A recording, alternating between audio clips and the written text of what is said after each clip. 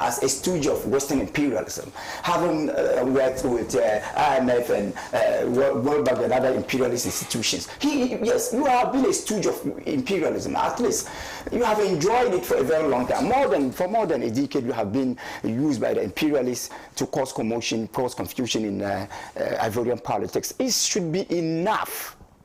So I am appealing to the people of Ivory Coast, the opposition leaders, to tackle the issue within the confines of rationality, within the confines of constitutionality, within the confines of legality. They should not resort to any kinds of violence. Nous voulons la paix. Nous ne voulons pas la guerre. We want peace. We don't want war. These are the words I have for them. God bless them. Right, thank you very much, Dr. Marzouk. I'll move on to Mr. Philip Langdon. A lot has been said about the failures of the African peer review mechanism, especially when, of course, if you are in a continent, you are in a region, there's a regional bloc, ECOWAS for that matter, you'd expect that other heads of states would have a voice in such matters where they speak to their colleagues on some of their excesses, like we are seeing, or like we've seen happening in La Côte d'Ivoire. It appears that this almost never happens, and then whenever there is a grand ceremony to put these people in the seat of government, you see these same presidents go there to support their colleagues who, tinker with the constitution time and again. Let's go for a short break. Once we return, Mr. Philip Langdon would also share his thoughts with us on this very important subject matter. Do stay.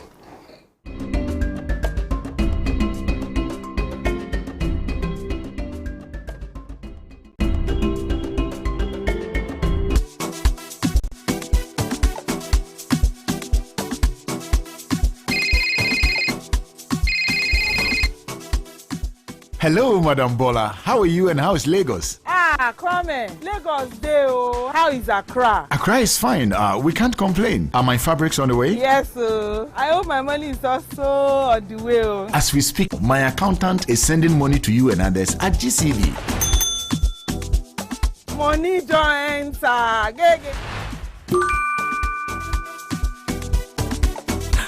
Daddy's a lifesaver. Yeah, Lady D. What's up, baby? Tia, I got the money. Oh, that's beautiful. It was fast. Oh, and guess what? It was so easy and faster than I thought. I'm busy right now. Let me call you back later, yeah? All right. Love you, baby. See you soon. Bye. From country to country, make seamless transactions across Africa with GCB. For more information on parts and how to get started, call toll free on 0800 422 422. GCB, your bank for life.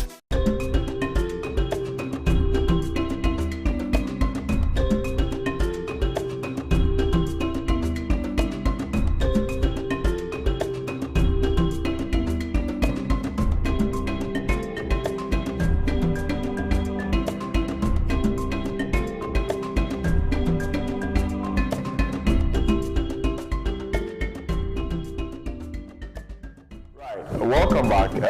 If you are just joining us, this is Good Morning Africa live on Pan-African Television. Of course, across 46 South African countries, you are live in some parts of Europe and also South America. Our Facebook stream is already on. So is our YouTube. Make sure you do well to join us. A little clarification from Dr. Marzouk before I proceed to Mr. Philip Langdon. Yes, the clarification is in relation to the reality that Alassane, Ouattara has ever worked with IMF or is it World Bank or IMF, one of the imperialist institutions, the Bretton Woods institutions. And when I mentioned his relationship with those institutions, from addiction, people might have concluded that whoever worked with those institutions is an imperialist stooge. That's not what I mean. But he himself has demonstrated that, at least through the politics of Ivory Coast. He has demonstrated that he has been a stooge because when there was a war, it was clear, and it was clear that France came to his aid. And then when he was when he was violating the constitution to to propagate himself and to perpetuate his stay in power. The same France, which was expected to fight in the interest of democracy and fight against him, remained silent. And throughout his rulership, it has been established that he has been a stooge of Western imperialism. So viewers should get it clear. Not everybody who works with the imperialist institutions are stooges, but he in particular has demonstrated beyond all reasonable doubt that he is a stooge of Western imperialism. Right, thank you very much. Mr. Philip Landing, let's hear you say. Yes, thank you very much. And the question you asked actually begs, it's a question that begs the situation. Where is the African peer review mechanism? Many years ago, when Alassane Ouattara was now in the transition from Laurent Gbagbo to Ouattara. I remember in those days, 10 years ago, on GTV, myself and comment receiver, he was supporting Gbagbo, and I was defending Alassane Ouattara. Yes, because it was the principles of democracy I was defending. Ouattara had been prime minister before, and in the elections that were coming up, there was a coup, all kinds of issues. So I defended him for the principle that he stood for. How many years down the line? Over a decade. He has turned around completely. It began when his nominated successor, I've forgotten his name, who also came from, I think, World Bank or somewhere there, passed away just before the elections. And everybody expected that, well, the way Ivory Coast was going, the way the international community was handling Gbagbo, he was being considered a war criminal, etc. And the local propaganda against Gbagbo, it was very clear that Ouattara's party would win. That means the person that who was coming to succeed him was going to be the next president. Then just about a couple of months or so before the election, the gentleman passed away. I've forgotten his name. Passed away. Ouattara immediately amended the constitution and then presented himself again as a candidate. And I was wondering, don't they have party? Don't they have other people? Anyway, he went, and after that, he's now trying to come again when he's 80, about 82 or something like that. I cannot imagine. It just shows you how somebody who in the beginning appeared to be a Democrat has betrayed everything he stood for and is now going entirely opposite. And he's doing this because he had the confidence of the support of the government of France. When Gbagbo was head of president, Gbagbo began to, change certain things in Côte d'Ivoire. Certain policies and programs that had been established in the country by the French that he felt were not in the interest of the Ivorian people. So Gbagbo was seriously going ahead to change some of those things. And he had actually started. When Ouattara came, he reversed everything. And in fact, he passed laws to make sure that some of those things will become irreversible. That was when, like you're saying, he began to demonstrate that he's not there for his own people, but he's there eventually to protect the interests of the imperialist power over France, over Côte d'Ivoire, which is France. And it was at that point that some of us began to say that no, this man has actually turned coat and has betrayed his people. And now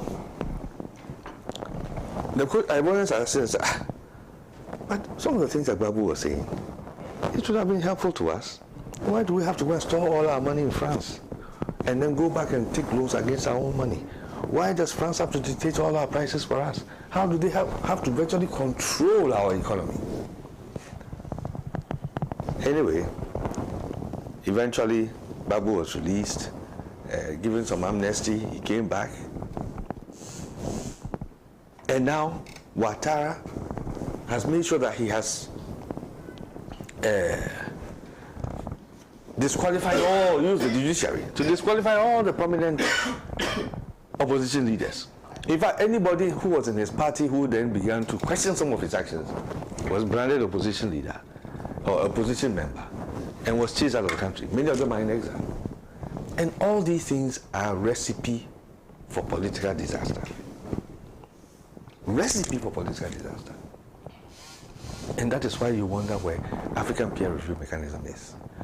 But you see, like I always say, everything basically boils down to leadership. African peer review mechanism, why was it working so well in those days?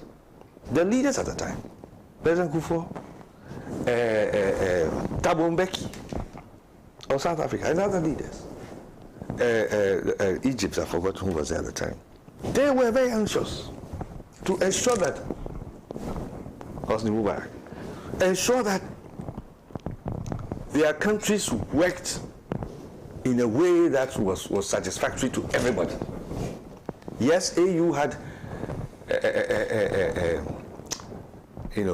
a policy of non-interference in the activities of sovereign states. African countries did not have a right to interfere in the activities of sovereign states. But the African leaders came together and agreed that, look, let us have some principles that we all follow, and let us pressurize each other to keep in track.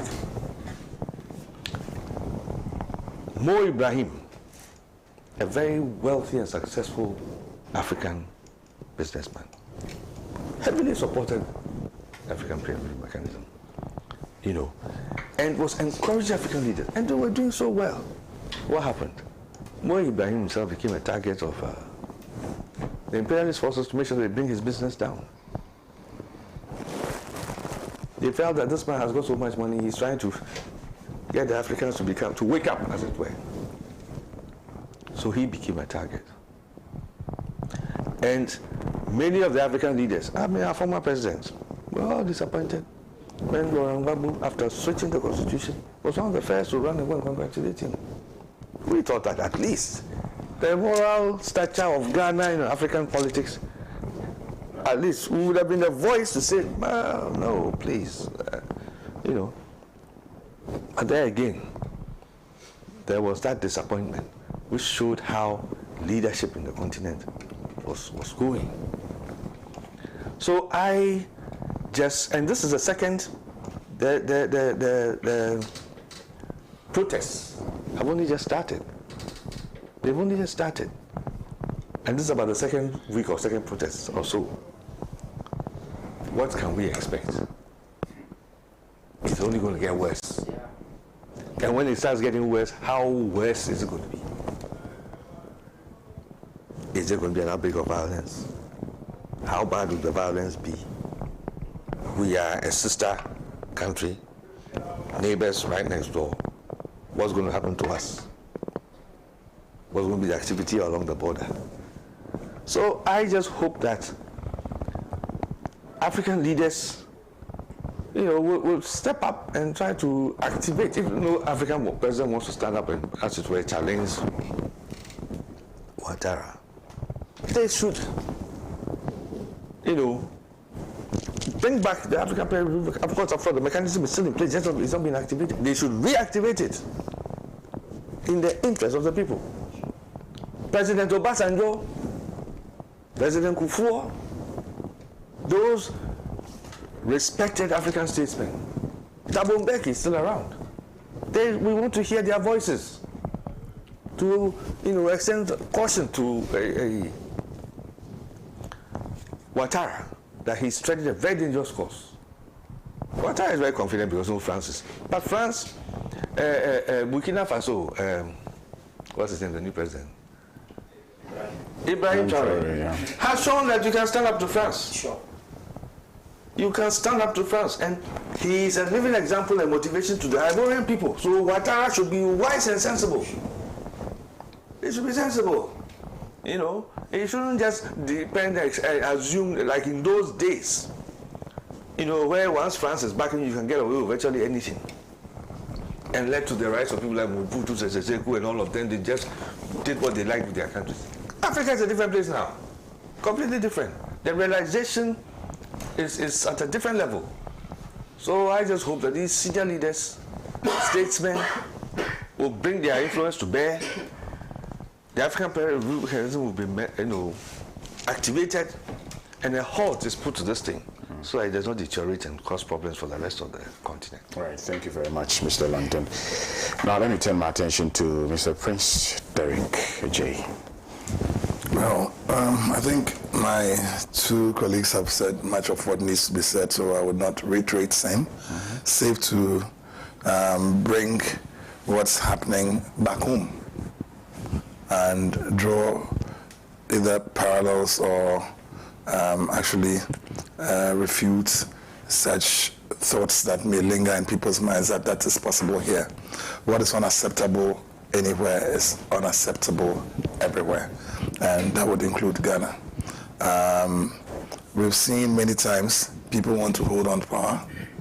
We've seen many times people want to, as it were, decimate their political opponents, especially even from within their own parties, not just in the country. I mean, well, sorry to say that at least there's some good that has come out of what Akufo-Addo tried to do with some of the people in his party. Now at least we have good men like him and Alan Solo and others emerging, so that we cannot say that all that Akufo-Addo did was bad and tried to hound them out. But you see, the attempt to hold on indefinitely to power, even after you've left office, in the case of Akufo-Addo, trying to live his third term through Bawumia, was resoundingly dismissed by Ghanaians. And so any further attempts obviously would meet similar resistance from within. And I wish the NPP well, even post Akufo-Addo. Now, to the larger picture of Ghana, you see there have been some speculations that President John Dramani Mahama may want a third term. And I know that the mischievous minds like Asifwa, Afenyo and others will be busy at work at this time trying to reintroduce such discussions onto the Ghanaian scene. I think that it is useful when categorical statements are made by such leaders. And President Mahama has made a categorical statement. This is his legacy term. This is final lap. And he would want to use that to reset Ghana and put Ghana on a very solid foundation, which obviously he is doing. In fact, the review of the Ghana Constitution has been long overdue. Even the overwhelming majority that he had in Parliament, he could have used to alter many things in the Constitution, but he hasn't done so. In fact, he has hesitated to do some things that even some people call for. I think that is the mark of a good leader who wants to leave a legacy. We would have wished that other colleagues in other countries, in Africa particularly, enjoy such leadership, and same would go for our neighbors, particularly La Côte d'Ivoire, with whom we share not only a common border, and recently the boundary demarcations have been done. Not too long ago, we've had our disputes in the maritime space as far as oil, and so on is concerned. We have a very good relations with La Côte d'Ivoire when it comes to even the cocoa that we both, are noted for. In fact, Ghana is noted for having been the largest producer. Now it's La Côte d'Ivoire, but we still retain the highest quality cocoa producer, status, and that is a very good thing. And then again, the attempt by the two countries to, as it were, share in that, space and ensure that collectively our cocoa between Ghana and La Côte d'Ivoire is leveraged to the advantage of our people. These are kind of relations that we want.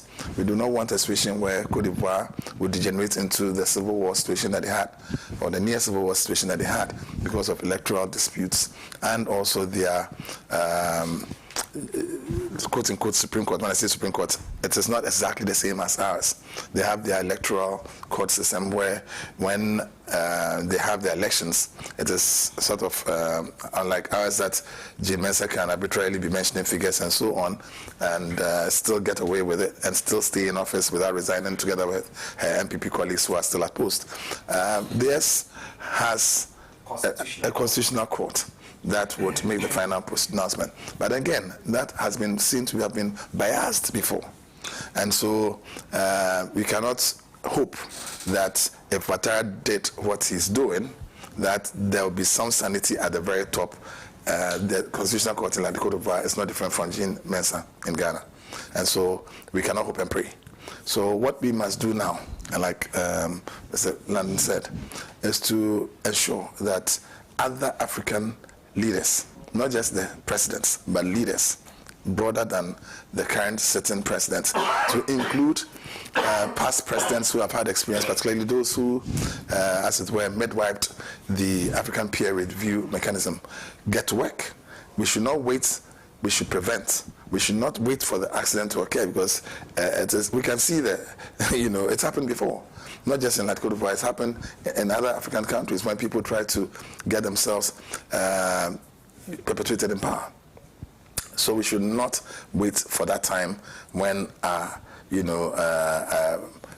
neighboring countries will be up in flames. We've seen what Togo is also doing.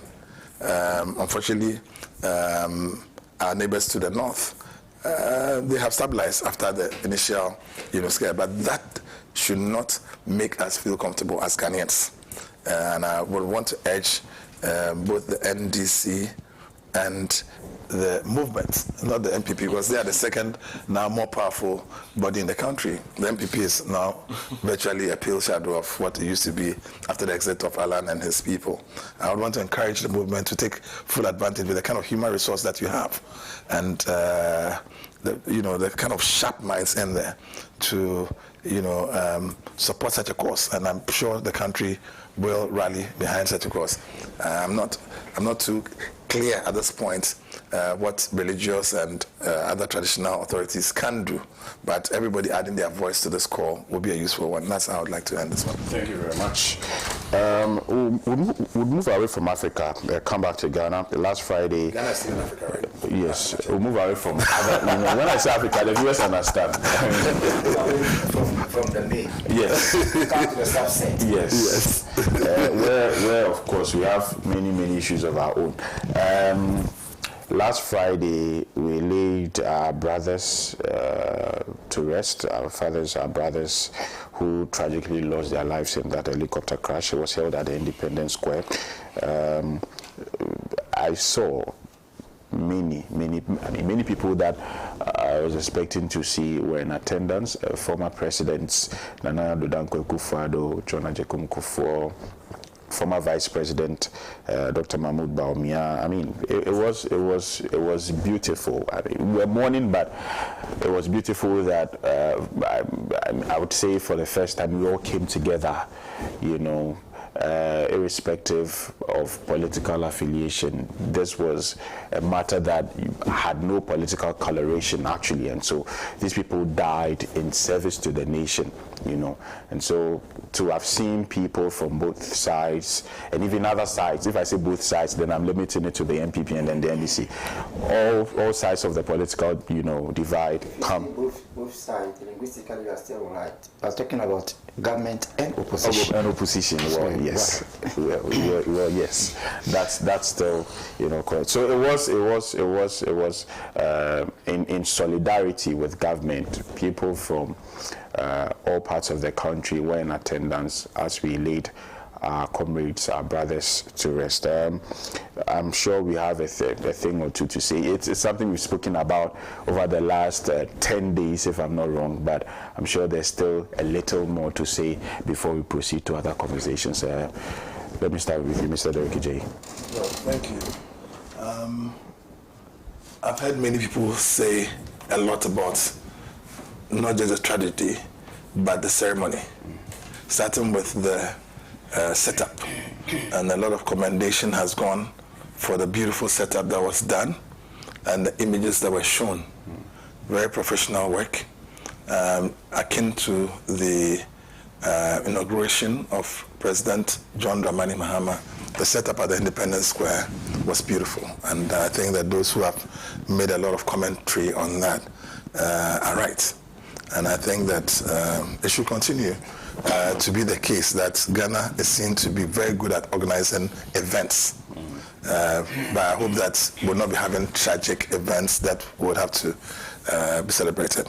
I'd hope that there'll be positive events that'll be, celebrated at this Independence Square and many other places in the country, because they tend to showcase Ghana also in a positive. So I'd want to look at the positives going forward, and I'd encourage Ghanaians to be more positive. We've cried as a nation, we have mourned. We need to look at the forward march beyond the mourning, and I want to indicate that it is gratifying to see that the president has played his role effectively as not the chief mourner, but the leader of this country in times like this. He has elevated the military officers to higher ranks, the squadron leader to a wing commander, the flying officer to a flight lieutenant, and then the sergeant to a higher rank. I think also that the institution of a fund to support the children is in order. Some may argue that not all may require that support, but nobody can argue against a 2-month-old baby, a 2-month-old baby getting such support.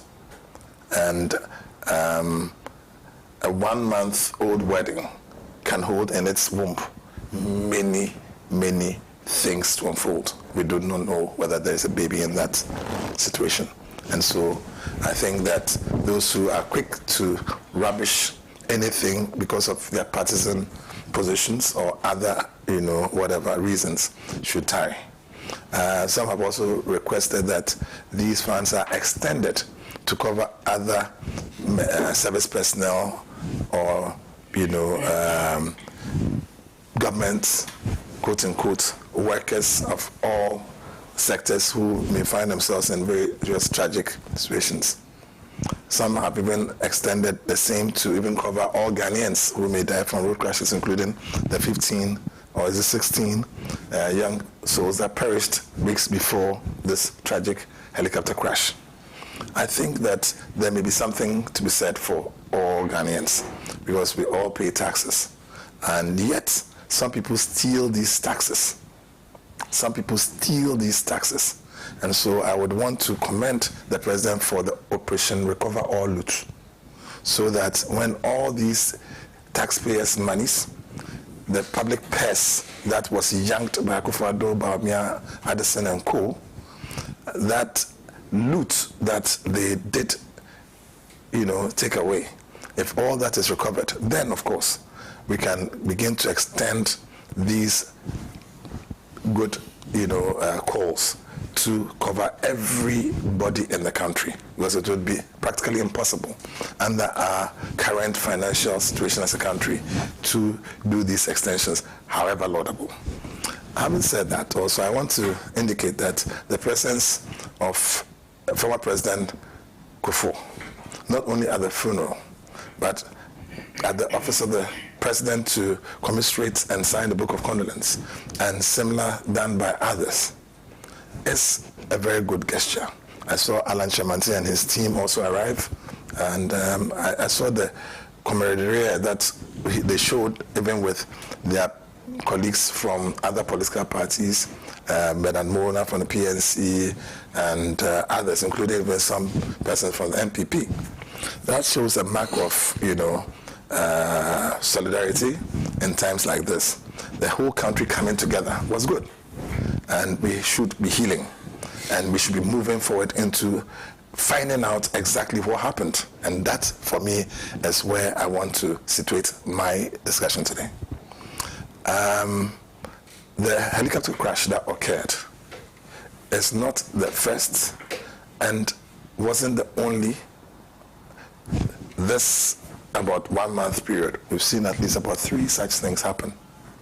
One particular helicopter is reported to have false landed, or I wouldn't call it crash land, but false land twice within a space of about 2 weeks. One on the day that the crash occurred, that killed our heroes, and about a week or a few days after. So people are asking questions. Why all of a sudden are we having these situations arise? We are told that the helicopter went off radar. What caused it to go off radar? And this is not to go into the matters of the black box, which or the flight data recorder, which fortunately have been retrieved, sent to the manufacturers, and we are told by the foreign minister that other experts, including Americans, etc., have agreed to support us in the investigation. That is very welcome. However, in Ghana, we are told also that the military is conducting its independent investigation. That is their right. In Ghana, we do have a state body responsible for aircraft accidents, incidents, investigation, and prevention bureau, which is situated at the La Wireless facility, the Civil Aviation land over there next to the AU buildings. Those people, if we are following due process, should be the ones at the heart of any such aircraft accident investigation. In fact, their core mandate should be the prevention of aircraft accidents. And when even incidents like that which has occurred with that particular helicopter that force landed twice, that's an incident. It's not an accident. It may not be an accident. They need to investigate all of that and make the nation know. I recall, and I've said this before on another set, that last year sometime, when President Akufo-Addo was president, he was made to circle the airport area for some time, hours I think, because the civil aviation workers were claiming that there was some malfunction with some equipment. If it is true, and I'm saying if it is true, because not everything that is said in this country is true. Actually, that which is said by the Civil Aviation Organization, some have turned out not to be true. So if it is true, then we need to look into how or why such an incident will occur, where a certain president, commander-in-chief of the Ghana Armed Forces, whose life will be at stake if a plane on which is made to fly, assuming they were run out of fuel, what do we do? And that can happen to a president. It means that can happen to everybody or anybody. So if it was out of recklessness that was done, that also must be investigated. Akufo-Addo's life is as important as President John Dramani Mahama's life and any other Ghanaian for that matter. No Ghanaian life is not important. Every life matters, including every Ghanaian's life matters. Having said that, we do know that the Ghana Civil Aviation Authority has a number of navigation equipment that it uses to either track aircrafts, assist aircrafts in navigating and landing. Some are located in different parts of this country, but I want to home in on one. The one I want to home in on is the one at cantonments, where the aircraft accidents, incidents investigation and prevention bureau office is. And I want to entreat your very good self to lead your cameras there, and by extension all media houses to lead their cameras there, because that is the statutory body that should be investigating this. And then others who are brought in from outside should be assisting them to do that. Not people come in to do their independent, this as though there is no establishment in Ghana that does accidents of aircrafts.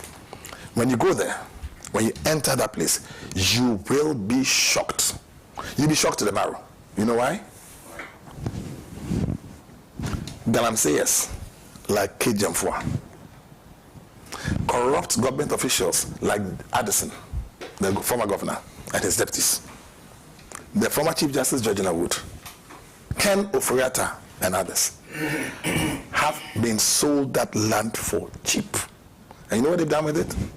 They have built very high structures, concrete walls as high as the heavens have been built there. And surrounding that aircraft accidents, incidents, investigation and prevention bureau office, it's been totally surrounded. In fact, there's a wall that has been erected around the building, and about a few inches from the wall is the building of somebody, a skyscraper of sorts, whatever. I mean, I wouldn't call it a skyscraper, but by Ghanaian standards, high buildings.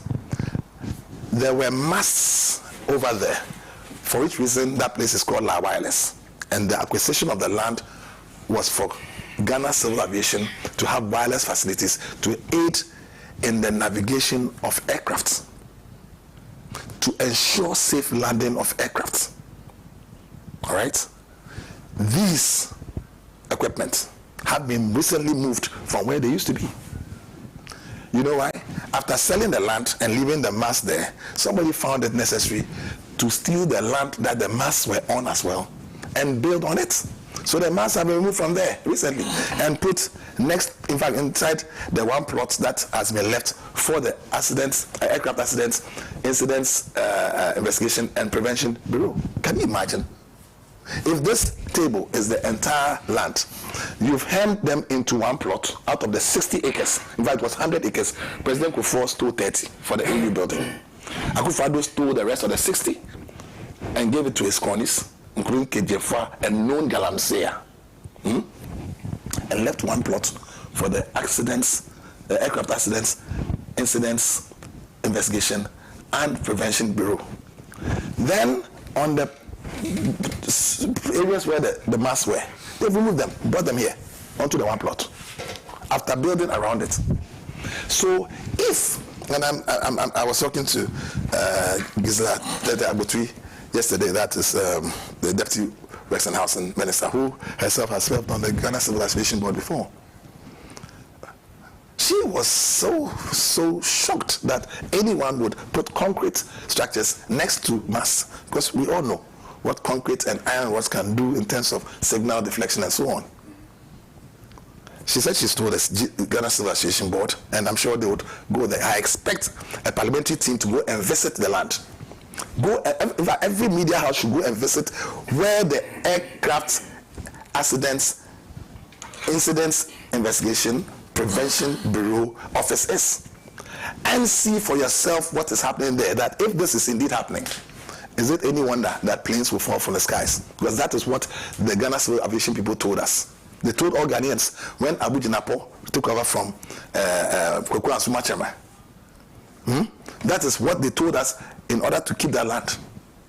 That aircrafts will fall from the sky if they don't, keep that land in the use for government. Is that what it's being used for? Do we want to wait till a Boeing, whatever, approaching Kotoka falls into the Bema camp? Or we're waiting for it to fall into the Flagstaff House? Is that what we're waiting for? I think that we should not take this lightly. I think that if this country is serious about getting not only to the bottom of the fallen heroes, but so we don't have any further incidents like this or accidents like this, then the media, you owe it a responsibility to go and get to the bottom of who moved those masts. When were those masts moved? Why were those masts moved? If those masts are no longer useful, and I want to believe that is the case, that somebody is just hoodwinking Ghanaians into stealing lands, using those masts as an excuse.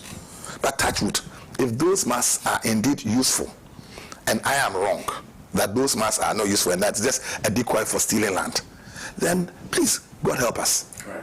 Thank you very much. Mr. Philip Landon. Yes, thank you. It's been a long series of issues. I'll be very brief on the ceremony for the departed and the immediate aftermath. I want to add my voice to what my brother says about the organization that was done. I mean, not only was the time very short, but I can imagine the state of mind of the people who was tasked with the responsibility of organizing it. I doubt if they could think straight, but in spite of that, they were able to put it together. And the whole nation appreciated such a well-organized series of events that culminated in their final funeral rites. I also want to again commend the presidency for the memorial that was set up outside Jubilee House. I would wish that as a country we take an inspiration from that and make it part of our way of doing things, so that in situations at various local levels, anywhere in the country, leaders, traditional, family, etc., can set up memorials for people to come and show solidarity. So I think it was good, and I would want to wish the families, the surviving families of the 8 gallant gentlemen, wish them well. I also want to add my voice to the support to the fund that the president has set up, which is in very good spirit and very good, we hope, as it has been indicated, that it will be expanded to cover others. We know there are other funds already in existence, but at least that gesture in itself is very commendable. The crash that occurred, yes, it is a national tragedy. National tragedy that we hope would never happen again. And helicopter crashes and emergency landings and accident situations, I understand, in the United States happen at least once a month. In the United States, at any material point of daytime, you may have up to about 8,000 helicopters in the air. So they have a much higher air frequency and helicopter traffic. So these things happen. But this particular incident that occurred, it appears to me, I am not a professional in that area, but it appears to me with my little ignorance that bad weather played a very serious part. No aircraft will go into the air when they are aware that the weather is bad. They will not. At least for the duration of the flight and the destination involved, they will not fly. They will postpone the flight. However,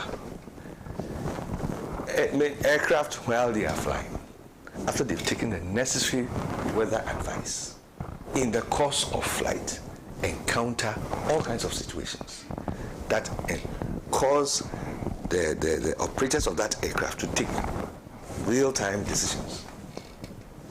In the case of helicopters, one thing that often happens is that the pilots have to do an emergency landing. The outcome of that emergency landing can have a lot to do with the terrain over which they are flying at a material time. If it's a very rocky environment, the chances of getting a safe landing spot is more difficult. We've heard stories of pilots who quickly dashed down to get what they thought was a very nice landing area, only to come very close and realize it was just a swamp. And any attempt to land there would have been a disaster. So they have to quickly try and find another location. And it appears that may have been what was happening to this helicopter. Now, when helicopters, as it were, are lost on radar, all it means is that the helicopter has dropped to a very low height. It is something that is normal, particularly with military aircraft, because it's a tactic, it's a military tactic. But where a military aircraft is carrying civilians, especially VIP civilians like in that case, there must be good reason. maybe the pilot was looking for somewhere to land. And an aircraft dropping out of radar coverage in itself does not necessarily mean that there's been an accident. It means that the plane has just come very low. And eyewitnesses around did confirm that the plane had come low. Eyewitnesses around also confirmed that the weather was not good. In fact, several weeks ago, the Meteorological Service had advised all of us that we're going into a period of very bad weather. So we've been expecting it. Many of us, our televisions and things, the net signals that they receive, we see a lot of disruptions because of bad weather. So these have been times of bad weather. And so that was what, in my view, was happening. It's unfortunate that forest terrain. And when aircraft like that come down, a helicopter, to be able to keep, in flight, has to maintain a minimum speed. If the helicopter drops its speed, it will just fall down. It has to so it is, while it has slowed down and looking for somewhere to land, it is still moving very fast. Visibility is poor. How far the pilot can see is also determined by the visibility situation. So all these things, things that could have occurred. So the black box would, thankfully it's been found, voice recorder. And we believe that the investigating authorities will find the cause. And we have, indeed, the captain of that flight is himself an accident specialist. So you can imagine that he will take the best decisions. You see, anyway, it has happened. So I'm confident that the investigation will bring out all the details to put this matter to a rest. It's unfortunate there's been a lot of, conspiracy theories around.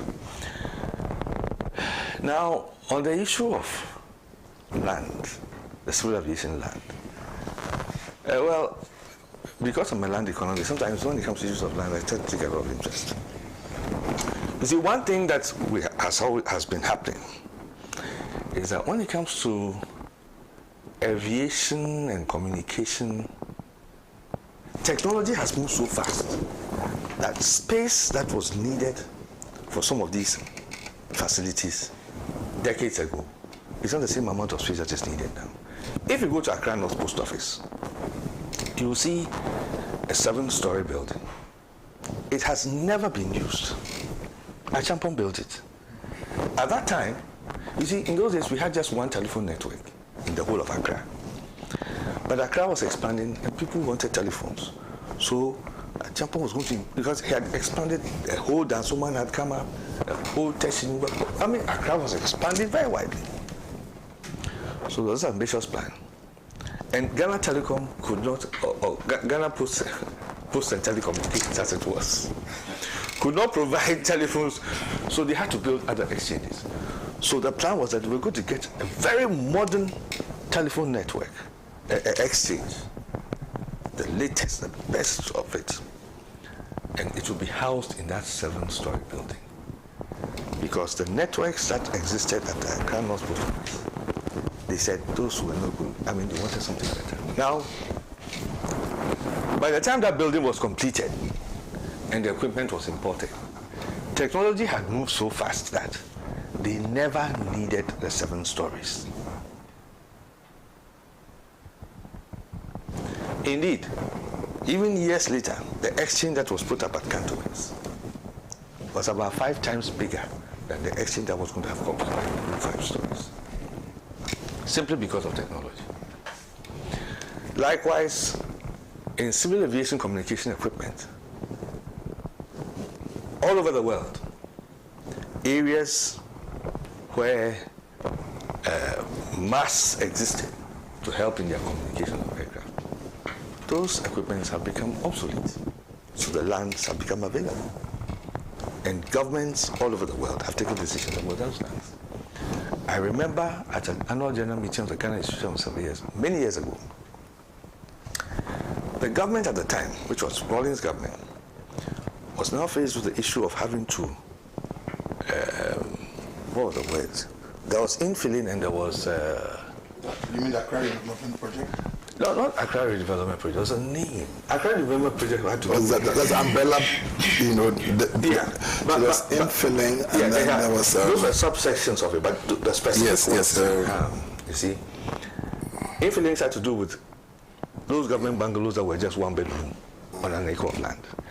There are also areas of land too that you have several acres of mass and support cables. Because when you have one mass here, the support cables will cover another wide area. And you have several mass, so it's a very large area. And these equipments were becoming obsolete, and more modern equipment were being installed. So there was a need to do something about the land. And the government threw the issue to the Ghanaian Institute of Surveyors to discuss it and come up with proposals to the government. And all these proposals came. So since then, governments have rolled out some of these things over time. And so, yes, it's not just the cantonments area. There's an area somewhere around Adenta. There's Adenta Civil Aviation. Adenta Civil Aviation. There's GBC has similar situations, even near Jubilee House. You know, all those areas. Today, GRA has their new buildings coming up there. Some of it is private land. So you see, this is how things have gone. Even in terms of electricity pipelines. Technology has advanced so much so that now buildings are coming closer to pylons when years back it was not possible to do that because of radiation, etc. So you see, all these things have influenced these things. And so this is the current situation. Now, if a government was selling land, I would rather want this process of sale to be looked at rather than to accuse somebody of stealing. That's my view of it. Also, the Accident Investigation Office that is located there, I've seen it because I've been there before, is there. In the use of the land, if you have 100 acres and you don't have use of 80 acres and 20 acres, you have a property there that is still in use, it is quite sensible to maintain that property and give out the rest. Sometimes even they can decide to sell all of it and relocate into another place. So anyway, these are decisions that Are you making definitive statements or you are conjecturing? I am not conjecturing. Yeah. I am stating. No. Because of the I respect his professional opinions, which I agree. In fact, it is actually buttressing my actual position. Because I said that I want to believe that is the case. I agree. So he's confirming my belief. But where I will have a departure is that the government cannot in one breath acquire land. There's a rule governing the acquisition of land. Government can acquire land for specific purposes. Now, the Constitution says Article 25 and 6 that when the purpose changes, the government should do something. You see, that is another conversation. No, but I'm just saying that exactly.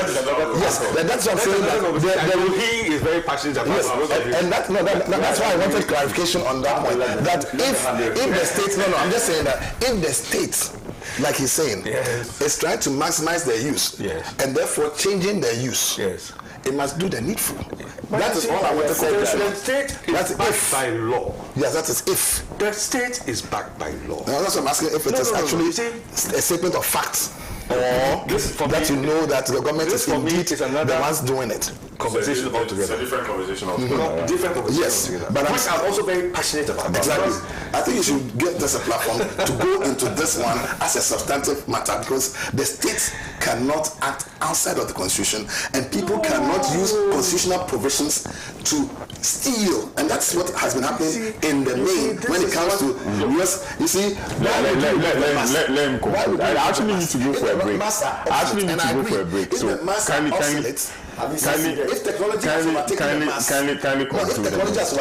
the state should come clean. That's what I'm saying. Kindly conclude for me, and then I need to. I will not go into politics. Yes. So my point is that civil aviation lands are moving as a result of government policy. And that government policy has been rolled out over governments. So the point of departure is where he says somebody stole. If somebody has stolen, investigate the person, find the person stole. Yeah. That's all. I agree. So that we don't have a problem with that. Policy is a small law relative to the laws, and the laws are smaller laws related to the Constitution in that hierarchy of laws. By law in the Constitution. That allows the government to change user by acquisition again. So reacquisition should come with a pre. You see, there are various ways of acquisition. Yes. Was it acquired by eminent domain? That is not necessarily mean that government is going back to buy it again. You see, but our land administration history in the last few decades, because of various things that have happened, has created some issues in some of these areas, has caused a lot of difficulty. That's why we're having problems with land guards. Because there are various people have their own understandings of how things should go, and we have all these problems. You see, so even where the government has its own land, and the government says, okay, this land, I'm taking 60% of it, I'm giving 40% back to the Aloria title holder. There too you see problems. So anyway, that was just by the way. But I just want to make the point that, and back to again the female, I just remember something I want to say. You made a point about, for once we're all united, and we had all come together as a country, and we're good. It was not for once. It was not for once. My brother would tell you how many times non-Muslims have joined him in the mosque for solidarity for one reason or the other. So many.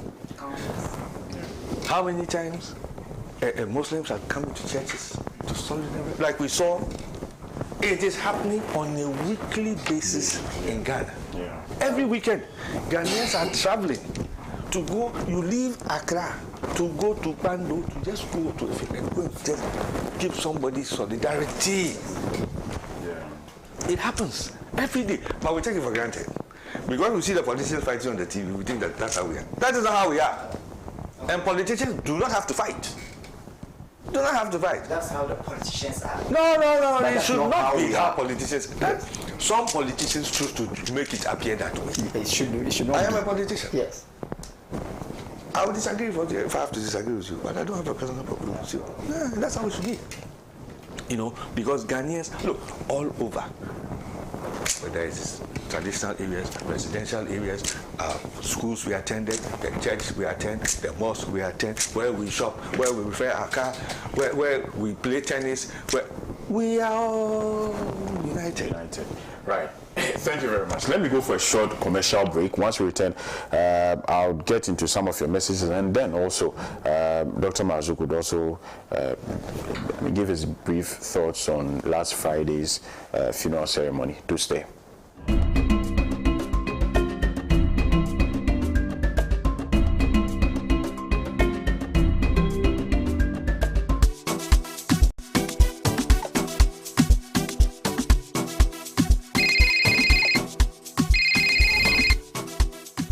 Hello, Mbola. How are you and how is Lagos? Come Lagos day oh. How is Accra? Accra is fine. We can't complain. Are my fabrics on the way? Yes, I hope my money is also on the way. As we speak, my accountant is sending money to you and others at GCB. Money joins. That is a lifesaver. Yeah, Lady D. What's up, baby? Tia, I got the money. Oh, that's beautiful. It was fast. Oh, and guess what? It was so easy and faster than I thought. I'm busy right now. Let me call you back later, yeah? All right. Love you, baby. See you soon. Bye. From country to country, make seamless transactions across Africa with GCP. For more information on parts and how to get started, call toll-free on 0800 422 422. GCB, your bank for life.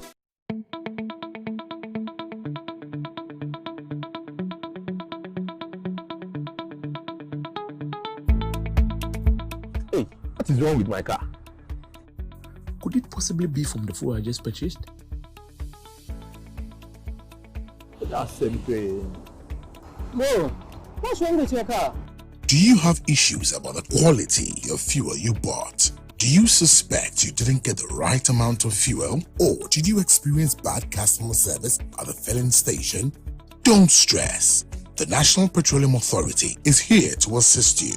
If you experience any of these at the filling station, you have up to 48 hours to report it. Reach out to our call center on 0302 550 380 or feel free to walk into our office located at Jowulu off the N1 highway or any of our regional offices to make a complaint or inquiry. NPA, where customer care meets excellence.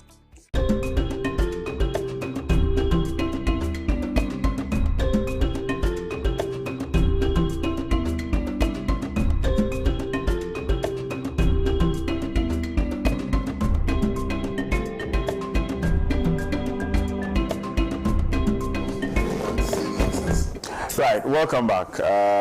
Dr. Marzouk would also share his brief thoughts. He said, why do I want him to? I know you'll be brief, Doc. Doc, I know you'll be brief. Well, my champion host has ordered me to be brief. Right. Of course, I should be brief because we have discussed this topic for a very long time. Yeah. And I want to look at it in 3 ways. 1, prosperity from adversity. 2, unity in diversity. And 3, optimism over pessimism. I start with prosperity in diversity. Of course, we all agree that what happened constitutes a national disaster of unspeakable proportion. However, it has also become an opportunity of collective grief, in need for search, in need for collective search, in need of collective search for a collective relief. And that is why you could see everybody coming together. So that tells us that, yes, it is an act of adversity, but we can build an iota of prosperity, at least from it. And that is justified by the way people worked, the organization of the funeral, the way people, even in the state of mourning, exhibited their talents for the whole world to commend Ghana. And for us to even strike a reasonable balance between tragedy and ceremony. No matter how you look at it, from the cultural point of view, even if it is tragedy, it should still contain elements of ceremony. So that is good. And in fact, I'm appealing to all Ghanaians, particularly politicians, to learn from this. Just yesterday, some politicians tried to kill one another because of a parliamentary seat. Today, all politicians and all Ghanaians have come together to mourn the tragic loss of our heroes, including a parliamentarian. So that tells us that unity or disunity is a matter of choice. And I strongly believe that this should be an opportunity for us to enhance our quality of unity in diversity. Then optimism over pessimism. I strongly believe that yes, we have had a lot and we can also derive something out of it. Let me say that we shouldn't despair. This should give us the opportunity to do proper investigation. In fact, the death is enough counseling for all of us. But one thing good about death is that when it occurs, it gives you the opportunity to do proper investigation. You are not going to prevent it. You may not prevent it. But you can reduce the factors. And if you can reduce the risk factors, definitely longevity will be increased. So it is an opportunity for us. Ghana Armed Forces, I'm appealing to you, don't be despair. Don't be discouraged by negative remarks or even constructive criticisms. Don't be.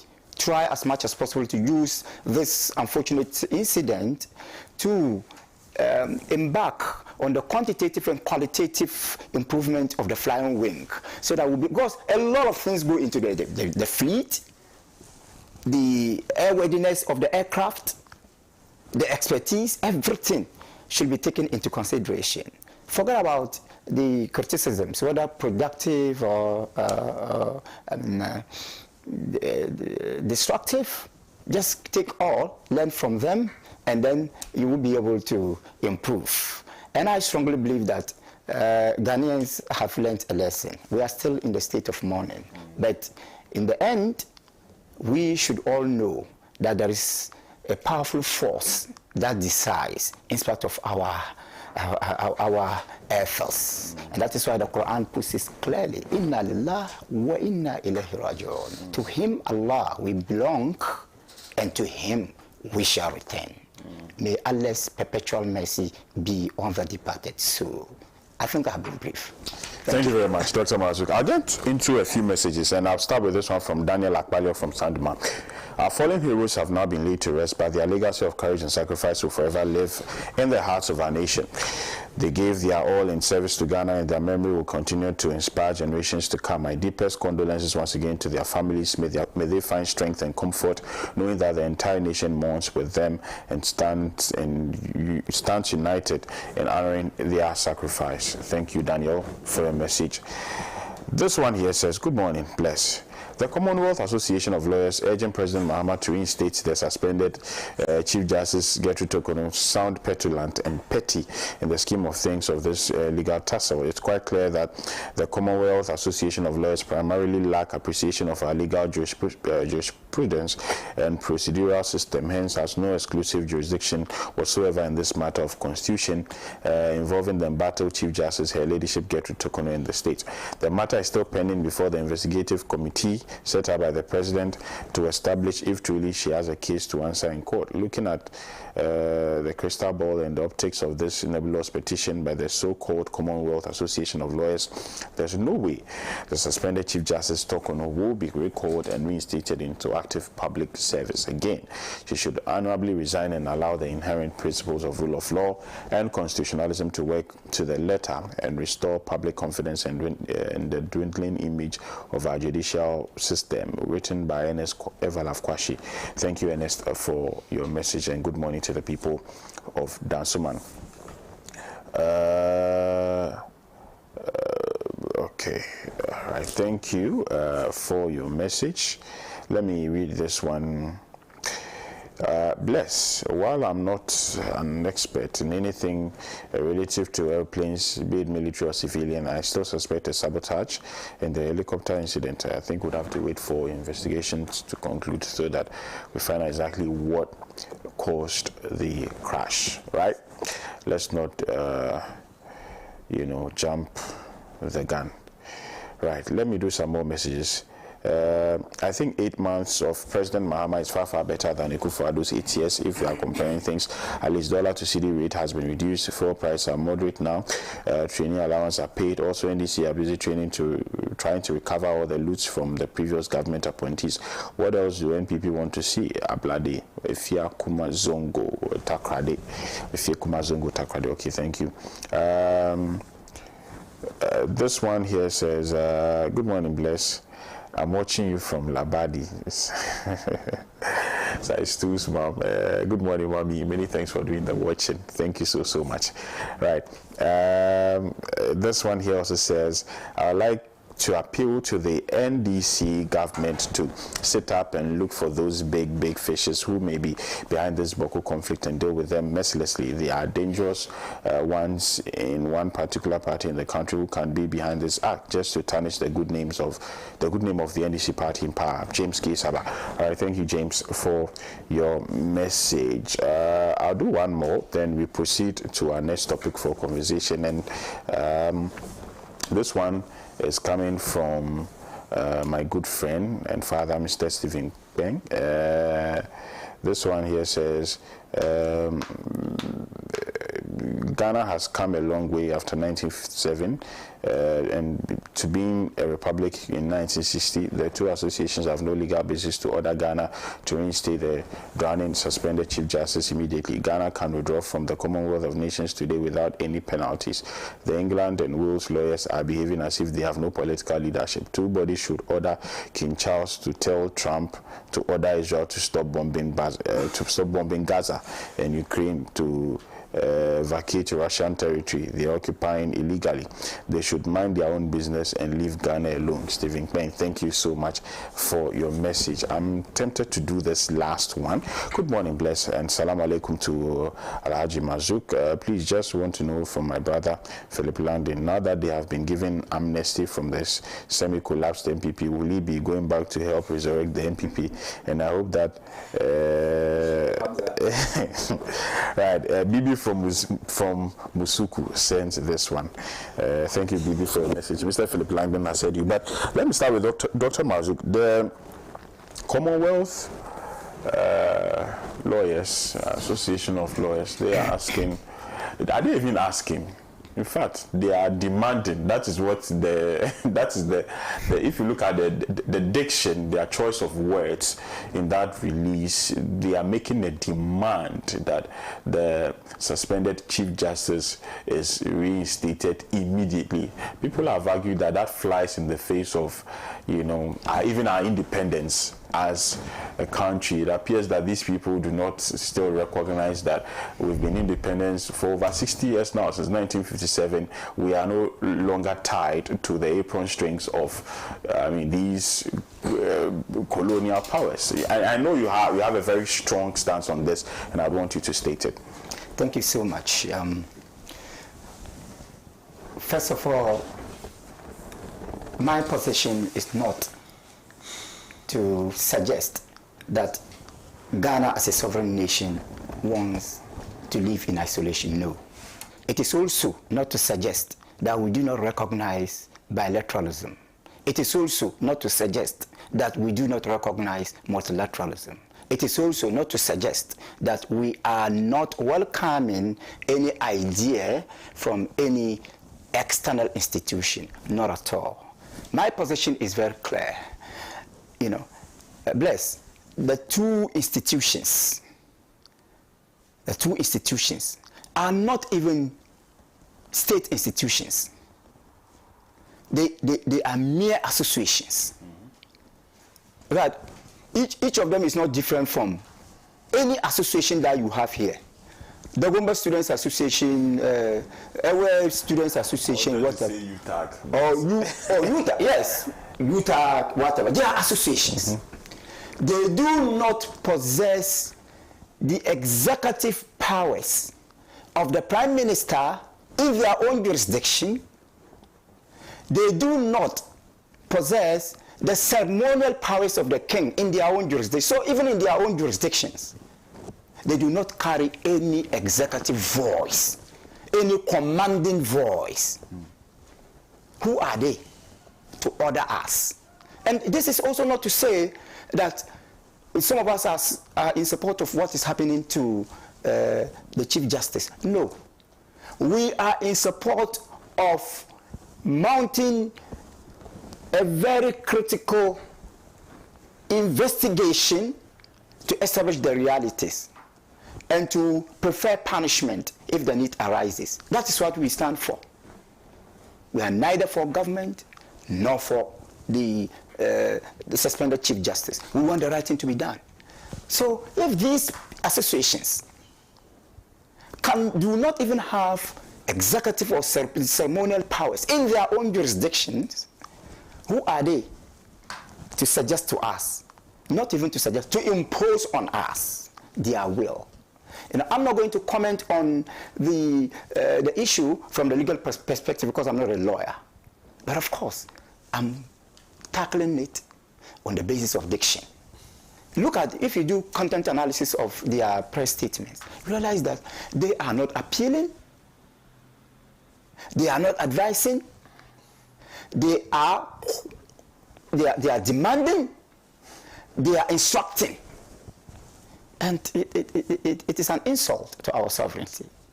In fact, what they have done is symptomatic of white supremacy and imperialist pomposity. They still do not recognize our independence, and they think that we are still in the 1880s.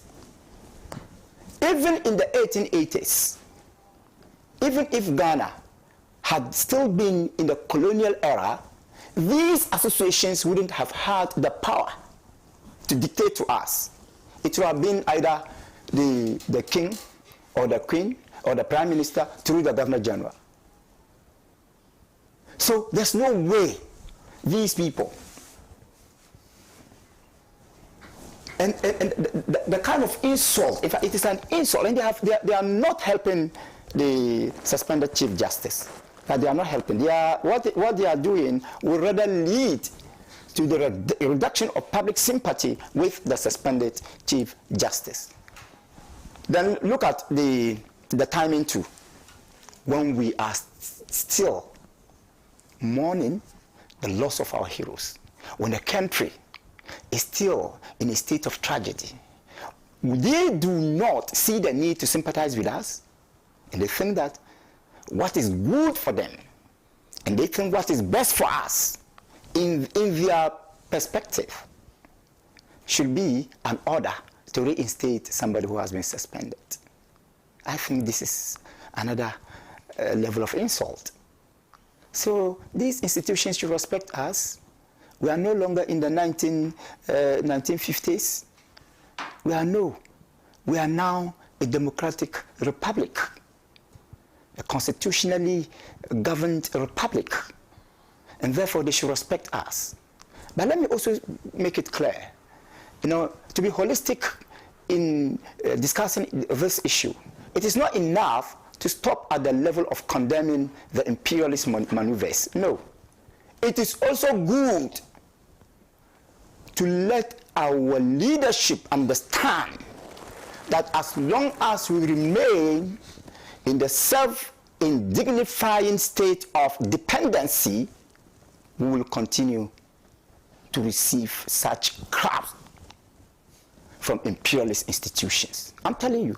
So this should be an opportunity for us to move from the indignifying dependency mentality to the dignifying self-reliance.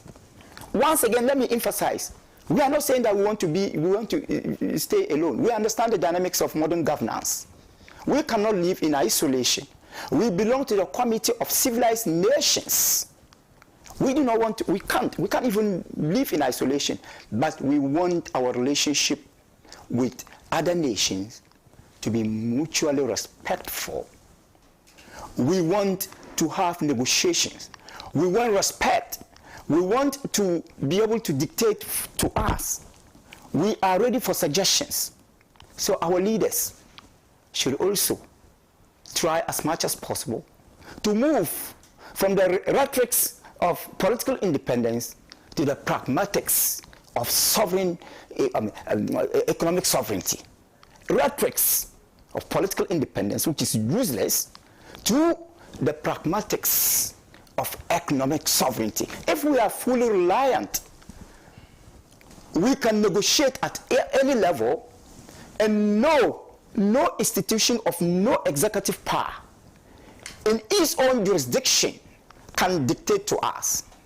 Purely imperialist insult, white supremacy, racial insult, and we should not at all allow that.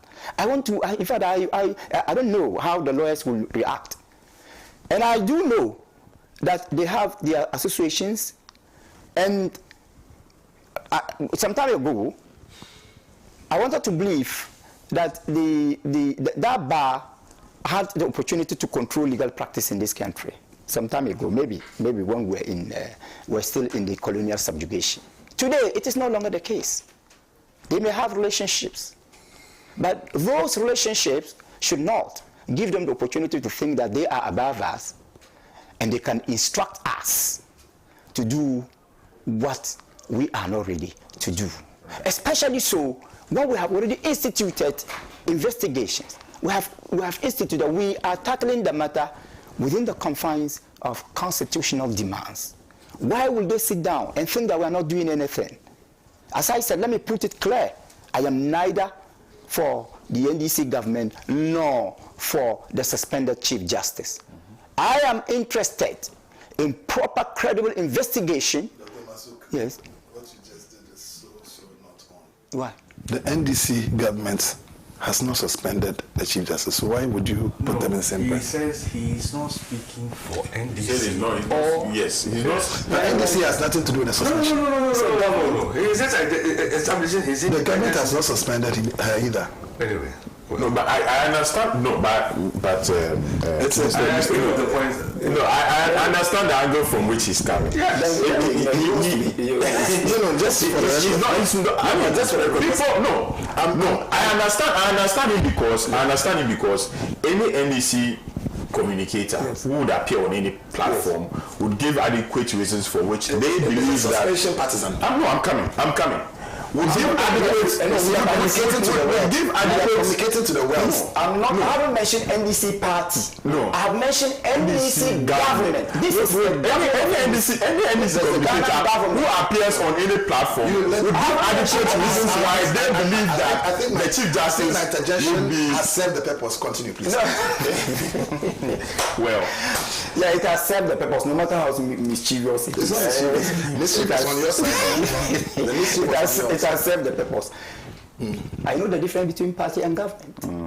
The NDC party is different from NDC government. Right. And I'm saying I'm neither for NDC government in this issue nor for the suspended Chief Justice on this matter. Right? I am for the right thing to be done. And I strongly believe that the government has instituted the right thing to be done. So I cannot understand why I cannot understand why an external institution of no executive powers, of nothing in its own jurisdiction, can dictate to us. I don't think that association can tell the American bar or the American government, Trump, not even American bar, Trump, what to do when Trump is handling judicial matters. I don't think that bar will have the audacity to dictate to France what Macron's government does in relation to judicial issues in France. I don't think so. So, please, I mean, that institution should respect us. Right. It should know that we are now a sovereign nation. Right. Let me conclude once again by advising the government to do everything possible to respond critically, intelligently, and objectively in a manner that will reinforce, that will emphasize the need for these imperialist institutions to respect our sovereignty. Thank you. Thank you very much. Mr. Eguje. Thank you. I think that the government of Ghana and the constitution of Ghana is at play. There's no constitution of the NDC that is being used to, as it were, suspend the Chief Justice. It's the constitution of Ghana that is being used to suspend the Chief Justice. At 146 is very clear in as far as the role of the Council of State, which is not the NDC Council of State, is concerned, and what the President can do after a prima facie case has been determined by the Council of State, which is not the NDC Council of State. So it is not the NDC government or any stretch of NDC that is at play in the suspension and possible removal. Is it the NDC government that handled the funeral? Have you finished? Is it the NDC government that handled the funeral? Have you finished? Have you finished? Is it the NDC government that handled the funeral? Have you finished? I have finished. Good, very well. Now, so answer me. Is it the NDC government that has reduced? Okay, so just so you don't continue with your interjections. Okay, Mr. Standogbe was instrumental in the setup of the stage and the venue. I'll finish. I said very instrumental. So just for your edification, but to the suspended Chief Justice and what is at play within the corridors of the UK bar, and by extension, the Ghana bar. and by extension some elements, and since you want to partisan it, some MPP people, who by the way have lifted lifted a suspension. No. Let's go. Please. You don't want. I said the MPP people say they've lifted a suspension of all its members. So I read that one. I read that news. Today I decided to. They said that. I decided to pay. It's supposed to have been one. It's supposed to have been one of our topics. Let me pay me. You buy see why I'm not talking. You do it to me. Do you realize that? Do you realize? My uncle says I should lift. Yes. Do you realize that one of the topics has not been treated? He's not aware. The NPP have lifted a suspension on its members. That was one of the topics for issues. Yeah. I don't know whether it extends to those who have also, as it were, left with Alan. Are you talking about Comoros? I'm coming back to that. But it's a topic that we have enough time. I would have wished to see what he had to say on the suspension that has been lifted and whether it applies to those who have left. Now, having said and as it were, clarified the issue of the Constitution, Article 146, which is at play. The President of the Republic of Ghana is enjoined by the Constitution to take a number of steps which have been complied with to the letter. In fact, the President has even, as it were, been magnanimous, to use the word, towards Justice Tokeno when she requested for 1 week to review whatever petitions had come in regard of her removal. He gave her 10 days, not the 7 days that she requested. That kind of timeline is not a constitutional requirement. So again, the President was not out of his way, out of line in doing so. But that goes to show that the President has no beef, nothing at all to pick with Justice, what's her first name? Gertrude Tokeno. Now, I think what has happened rather is that the suspended Chief Justice, some people want to choose to call her the former Chief Justice because it's very obvious what's going to happen. Not because any thing had been said categorically by the committee that's been instituted according to the Constitution to investigate this matter. But she, by her very actions, including the unconstitutional acts and the press conference that she held, which is unconstitutional because it goes against the Constitution's requirement for the thing to be in camera and for all the issues not to be discussed in the public domain. She opened the Pandora's box as far as that is concerned. And she has, on countless occasions, taken the matter to the courts of this country, which she's supposed to believe in, and yet somehow again does not believe in by her own words and actions. In fact, she has even gone to the extent of indicating that the Supreme Court justices are neither independent, and in some instances, some are not competent enough to be on the Supreme Court. And if these persons are not fit for purpose, why would she be empaneling them to look into other people's cases? Now, assuming that she is exonerated of any of the claims made in these petitions, I think about 3 or 5, okay, and she's reinstated. Is she expecting to work with these incompetent judges, these people she does not trust? Is she going to empanel them? What is she going to do? She claims are incompetent. Yes. Yeah. Not incompetent judges, but these judges that she claims. Yes, she claims are incompetent. Thank you for the correction. I mean, it makes it untenable for her return. She has made it untenable for her return. And in any case, someone who does not believe in the Constitution of Ghana, who does not believe in the court systems in Ghana, and takes her matter to foreign courts, even in the face of specific constitutional requirements against that, she cannot come back, in my opinion. Now, what the UK or whoever is out there making noise that we are having to discuss this morning is not only, as it were, an invasion of our country by some foreigners. But I understand the person who heads the thing is actually a Ghanaian.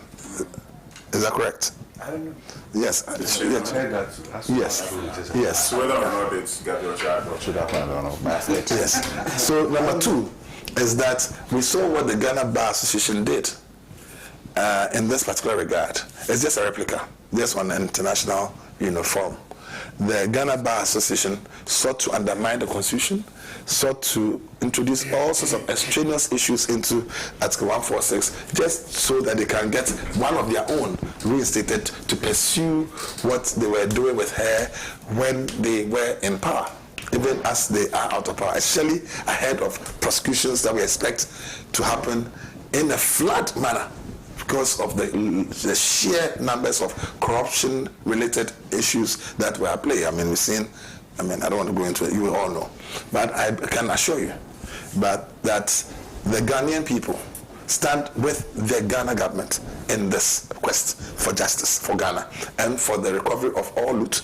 And it would be just a matter of days, not months anymore, that we'll see the first prosecutions go in full earnest, and the tribunals will work. The public tribunals that the MPP is so afraid of. It's a constitutional, body. It is in the Constitution of Ghana. It is constitutional to set up special courts and tribunals, in fact, the regional tribunals, and the sheer numbers of cases require of specialized courts, require of the judiciary to be even expanded. And I'm happy that the judiciary, in terms of the numbers of Supreme Court justices, is being expanded, so we can have empaneled, teams, and they can go for as many reviews as they want as the numbers grow. Because then different panels can be, put in place. And I wish that the acting Chief Justice well in his travel, and Justice Puamang is now acting as Chief Justice in the absence of the acting Chief Justice. One person who the former or outgoing or suspended Chief Justice claims to be incompetent, today is sitting in her seat, acting as Chief Justice, and his competence will be brought to bear. Thank you very much. Thank you. Finally, kindly wrap up for us, Mr. Philip Langdon. How can I wrap up when you're Allow him time. The time is yours. Well, first of all, I didn't read the whole letter. I think I read about the first paragraph and that was it. Yeah, it reminded me of something that happens, a certain situation that exists. I've also heard about this issue about the identity of the signatory to that letter, etc., but I don't know the authenticity of that statement. What I am looking forward to is a response that the Honorable Dominic Aini would give to that letter.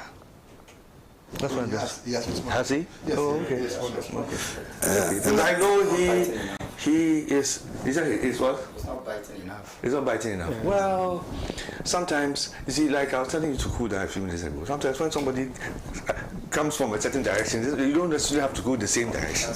So if he was not biting enough, I can appreciate it. Yes. But I know he's a very solid man. Thank you for the elderly wisdom. Yeah, I'm a very solid man. So I will read his response. And I'll send it to you presently. Very well. Now, you see, this reminds me of the problem we had post-independence. When we had independence, one of the things Kwame Nkrumah set up was the military academy. In those days, the understanding was that officers in military and British colonies had to go to Sandhurst for training. Kwame Nkrumah said, no, we need officers in our army. We'll train them here. He defied them. We set up a military academy.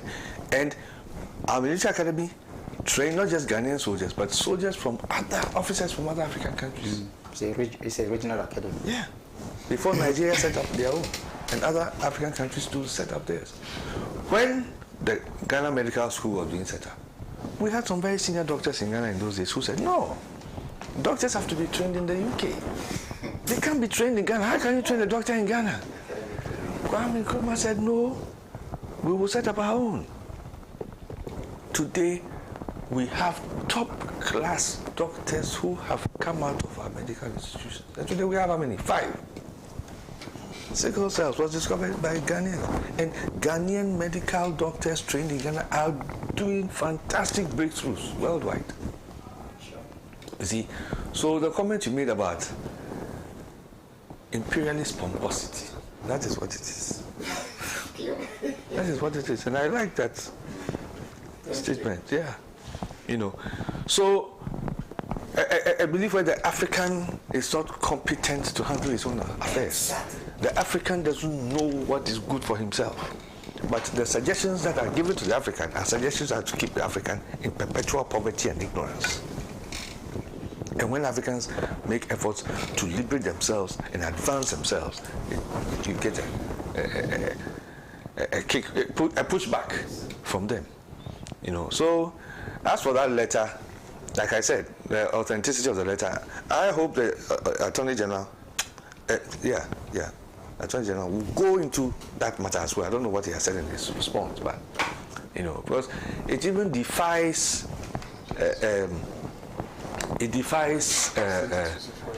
what do you call it? It defies the etiquette of such communications. It defies it. It's so crude and, you know, abrasive. No, not such correspondence. So I hope he will look into that, so we get an authentic response as to how come such a letter was. Because in the UK recently, a member of parliament had some issues, and they found that no, his behavior was unacceptable and that he should resign. He didn't resign. They pushed him out. You know, yes. So there are levels of decency. When right things have to be done, you can't come and tell us. No, it's wrong. I realize I didn't have your number, so I've sent the response of the Attorney General to yes, it's been forwarded to you. He used to have my number, but he deleted all the numbers of